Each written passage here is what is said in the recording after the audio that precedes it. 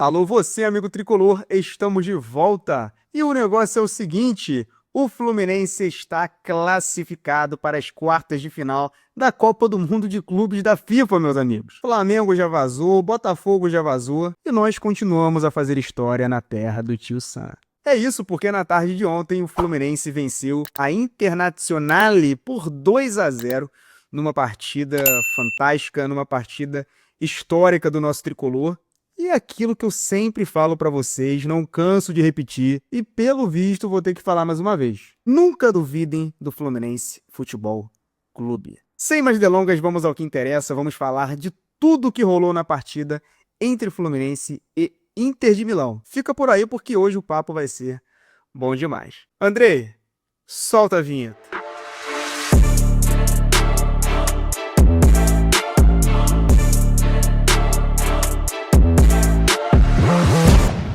Vamos lá, meus amigos, vamos falar da partida entre Fluminense e Inter de Milão. E é importante que a gente comece falando das escolhas que o Renato Gaúcho fez para iniciar o jogo. O Fluminense ontem foi a campo com 3 zagueiros, e é uma coisa que as pessoas pedem muito por aqui. Toda live vocês falam, né? Pô, o Fluminense poderia jogar com 3 zagueiros. E ontem o Renato Gaúcho testou esse sistema tático e deu muito certo, pessoal. O Fluminense jogou muita bola defensivamente falando, os 3 zagueiros foram bem demais, né? O Ignacio ontem provavelmente fez a melhor partida da carreira. É muito difícil que o Ignacio já tenha jogado mais do que ele jogou ontem. Impressionante, soberano por cima, por baixo, ganhou todos os duelos contra os atacantes da Inter. Partidaça do zagueiro tricolor, Thiago Silva também muito bem, Freitas, enfim. Foi bonito de ver a partida que o sistema defensivo do Fluminense fez. E por que o Renato Gaúcho escolheu jogar com 3 zagueiros, galera? Primeira coisa, a Inter de Milão atua com 2 atacantes enfiados. Então você com 3 zagueiros, automaticamente tem uma sobra. Então o Fluminense já tinha superioridade numérica aqui por dentro. Na fase ofensiva, a Inter de Milão geralmente ataca com esses 2 atacantes, com o Dumfries pelo lado direito e com o Di Marco pelo lado esquerdo. Nessa configuração, a gente tinha um 5 contra 4. Mais uma vez o Fluminense com superioridade numérica na última linha. E por vezes a Inter também infiltrava um meia por ali. Por vezes o Barella, por vezes o Mkhitaryan. Então, 2 alas abertos, 2 atacantes e esse meia infiltrando formavam ali uma linha de 5 e o Fluminense não ficava em inferioridade numérica na última linha, ficava 5 contra 5. Então foi uma coisa que o Renato Gaúcho fez e deu muito certo. Outro detalhe, pessoal, a Inter de Milão é um time forte nas jogadas aéreas, é um time que efetua muitos cruzamentos por jogo. Antes da partida contra o Fluminense, a Inter de Milão havia feito 90 cruzamentos na competição, uma média aí de 30 cruzamentos por jogo. Eles têm essa jogada aérea forte e o Fluminense ali, adicionando esse atleta na zaga, reforçou o sistema defensivo nesses duelos aéreos e o Fluminense foi muito bem, né? O Fluminense ganhou a maior parte dos duelos por cima. E falando ainda desses duelos aéreos, a gente vai lembrar aqui do próprio Bernal, pessoal. Provavelmente o Renato colocou o Bernal porque é um jogador alto, é um jogador que agrega também nessa questão dos duelos aéreos. O Renato foi muito bem nessa leitura e no final das contas deu muito certo. Todos esses jogadores deram muita segurança defensiva por cima e por baixo. O Fluminense, galera, foi muito bem na parte tática, na parte física. Nós vimos os nossos jogadores se dedicando demais, correram muito no nosso meio de campo, Bernal, Martinelli, Nonato, cara. O que o Nonato correu ontem foi uma enormidade. E, além dessa questão física, nós vimos também aquela parte anímica, os jogadores com muita garra, com muita vontade em campo, ganhando duelos. Eu falei aqui antes do jogo, é muito importante que nesse tipo de partida você vença duelos, você ganhe a segunda bola, e o Fluminense foi muito competitivo nessa questão.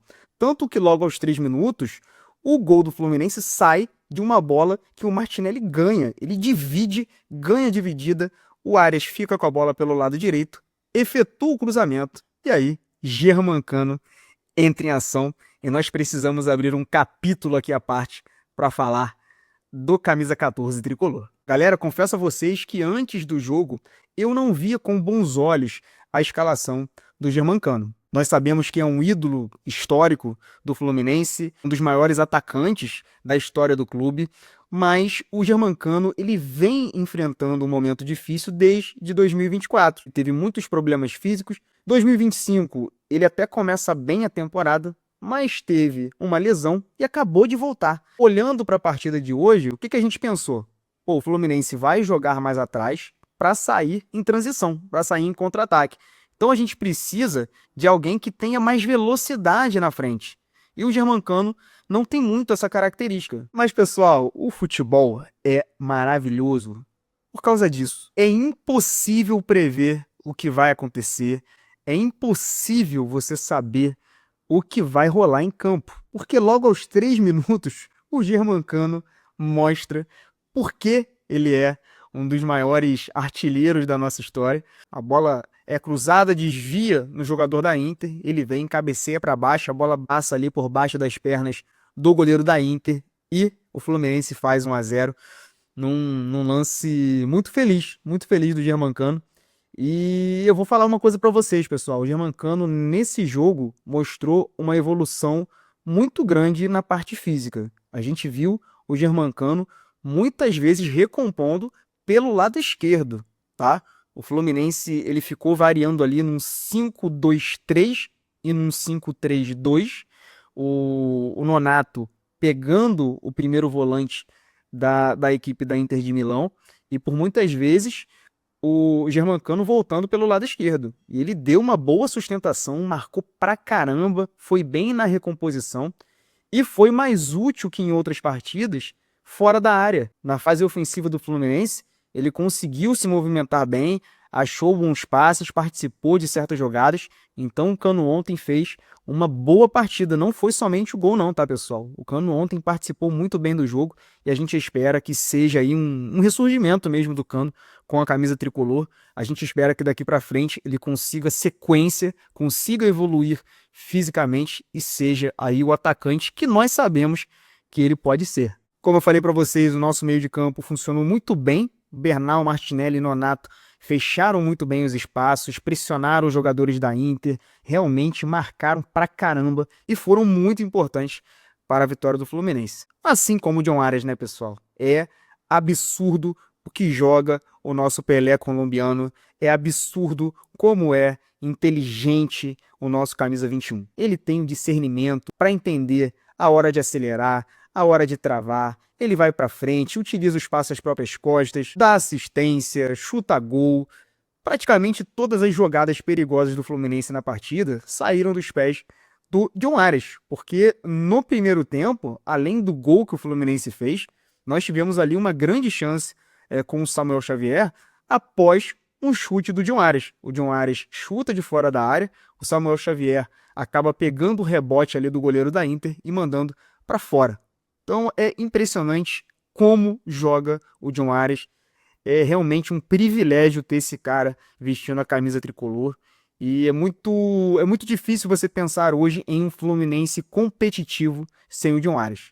René e Samuel Xavier também foram importantes no sistema defensivo do Fluminense, marcando os alas da equipe italiana, né? Sempre que a bola batia no Di Marco, o Samuel Xavier saltava. Sempre que a bola batia no Dumfries, o René saltava. Eles foram muito importantes para tirar o espaço dos alas da Inter de Milão e, na maior parte das jogadas, levaram vantagem. O Samuel Xavier teve uma certa dificuldade num lance que aconteceu no primeiro tempo, mas, na maioria das vezes, foram soberanos ali também, conseguiram controlar bem essas jogadas pelos corredores laterais da equipe da Inter de Milão. Vocês acharam que eu fosse esquecer, mas obviamente eu não esqueci do goleiro Fábio, né? É impressionante como um cara de 44 anos consegue manter esse nível de atuação. Fez uma defesaça ali naquela finalização do Lautaro no segundo tempo. E a segurança que o Fábio transmite no gol do Fluminense é uma coisa que eu nunca vi, né? Eu tenho 35 anos, então eu não vi grandes goleiros com a camisa do Fluminense, mas eu tenho a oportunidade hoje de ver um dos maiores goleiros da nossa história e, sem dúvidas nenhuma, um dos maiores goleiros da história do futebol brasileiro em ação. É muito bom você ter essa segurança ali no gol. É fantástico o que o goleiro Fábio vem fazendo o que ele faz. Eu tenho certeza que ainda será muito importante na nossa história, será muito importante nessa nossa caminhada aí rumo à semifinal da Copa do Mundo. Hoje eu fiz questão de começar falando individualmente dos nossos atletas, porque ontem esses caras fizeram história, esses caras chocaram aí parte do mundo do futebol que não acreditava no Fluminense. Esses caras honraram a nossa camisa, entraram com muita garra, com muita disposição, com muita organização, tá? Com muito preparo físico e fizeram história, fizeram um grande jogo que acabou terminando com a vitória do Fluminense. Nós já havíamos feito um grande jogo nessa Copa do Mundo contra o Borussia, ficamos no empate e ontem fomos coroados com a vitória. O primeiro tempo, pessoal, foi um primeiro tempo em que o Fluminense fez o primeiro gol, fez um gol que acabou sendo anulado com o Ignacio e ainda teve aquela grande chance com o Samuel Xavier, enquanto a Inter de Milão teve apenas ali um bom chute com o Di Marco. O Fluminense, no primeiro tempo, teve menos posse, mas teve muito mais volume do que a equipe da Inter e saiu merecidamente com a vitória parcial. No segundo tempo, pessoal, até os 20, 25 minutos, o Fluminense também fez uma partida segura, pouco sofreu, conseguiu segurar o ímpeto da Inter, que já estava tentando correr atrás do prejuízo, e foi começar a sofrer realmente no jogo a partir ali dos 30, 35.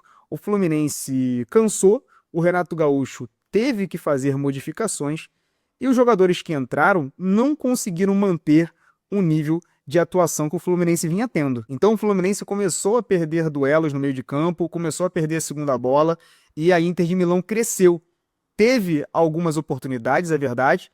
Fábio fez uma defesaça, teve aquela bola na trave, né, que passou por trás do Fábio e foi embora. E aí não tem jeito, pessoal. Nelson Rodrigues dizia que sem sorte você não consegue nem tomar um sorvete na rua. E sem sorte você não chega a lugar nenhum no futebol.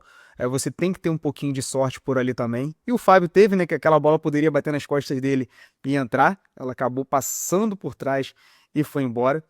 E no final das contas, ali no apagar das luzes, o Fluminense fechou o caixão da Inter numa bola que sobra para o Hércules. E aqui a gente tem que destacar a personalidade do Hércules, o peito do Hércules, porque ele poderia muito bem ter passado a responsabilidade para o René, porque o René deu opção para o Hércules ali pelo lado esquerdo, mas o Hércules, mesmo de perna esquerda, resolve finalizar, resolve assumir a responsabilidade.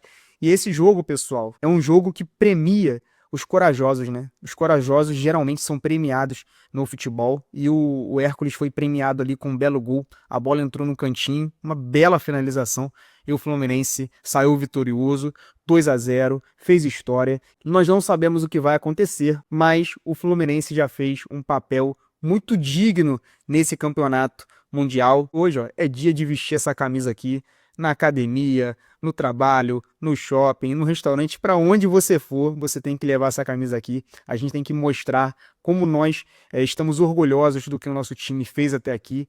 E, como eu sempre falo, eu acredito até o fim. Então vamos ver aí o que o destino tem reservado para o Fluminense nessa próxima fase do Campeonato Mundial. E quem sabe o Fluminense surpreende aí mais uma vez o mundo do futebol na próxima fase, hein? E fica aqui, é claro, o reconhecimento pelas decisões corretas que o Renato Gaúcho tomou na partida de ontem. O Renato ontem fez escolhas difíceis, mas escolhas que no final das contas se mostraram acertadas, né? Ele fez ali a escolha pelos 3 zagueiros, pensando justamente na questão da superioridade numérica na linha defensiva, na questão também dos duelos aéreos dentro da área.